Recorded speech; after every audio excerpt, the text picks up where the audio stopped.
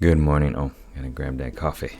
Ding, ding, ding, ding, ding, ding. In this video, I want to give you 2 O cards and do a little reading for you. I'm not doing the reading, you're doing the reading. I'm gonna read it for myself, and I'm gonna talk about what it reminds me of. But I want you to think of a problem, think of an issue, think of something that you're going through right now that you want some more clarity around. And when I show you these 2 cards, one has a word, one has a picture, fuses the left and right side of your brain, and you explode into ideas and potential. Okay, so here we go. Oh, I'm gonna just maybe tell a story. Let's see where this goes. I want to see if it reminds me of a story or something like that. All right, we got comic and judges. I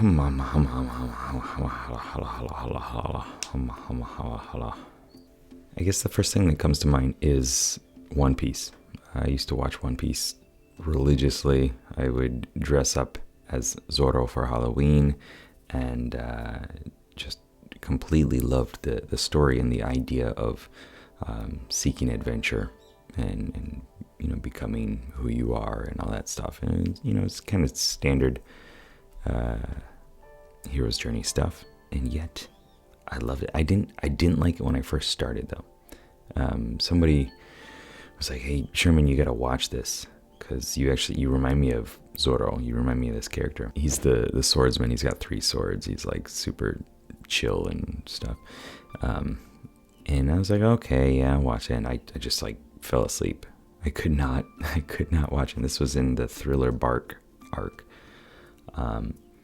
And eventually, after watching it a few times, I started to be like, okay, I'm starting to like it. I'm starting to get into it. And this card reminds me of that, one, because it says comic around it, but also because it's got the 3 judges. And there's this scene with the 3 emperors. And I actually took a picture when we went to, they have like One Piece exhibits and stuff like that, and for different comics too, but I don't, whatever. I've only really watched One Piece. And so there are these 3 chairs, and they sit up there, the emperors sit up there, and I was able to do that with my friends. And it was a nice feeling. It kind of like an instant sense of power. Have you sat in a throne chair before? Because if you haven't, I highly recommend it. You should go find one and just sit on it. It's just got this instant feeling of like, this is where I belong. This is the stage. I'm elevated. I'm kind of isolated from you other people. And, this is my position. That's your position over there.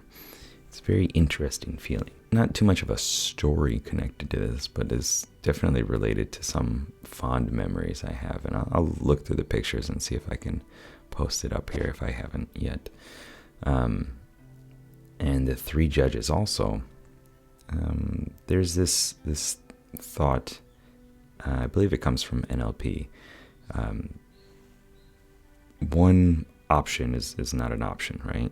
And 2, it's just a choice. It's a yes or no choice. But 3 gives you different potential. It gives you different possibilities, right? So you never want to just stop it like, do I do it or not do it? But like, do I do it or not do it?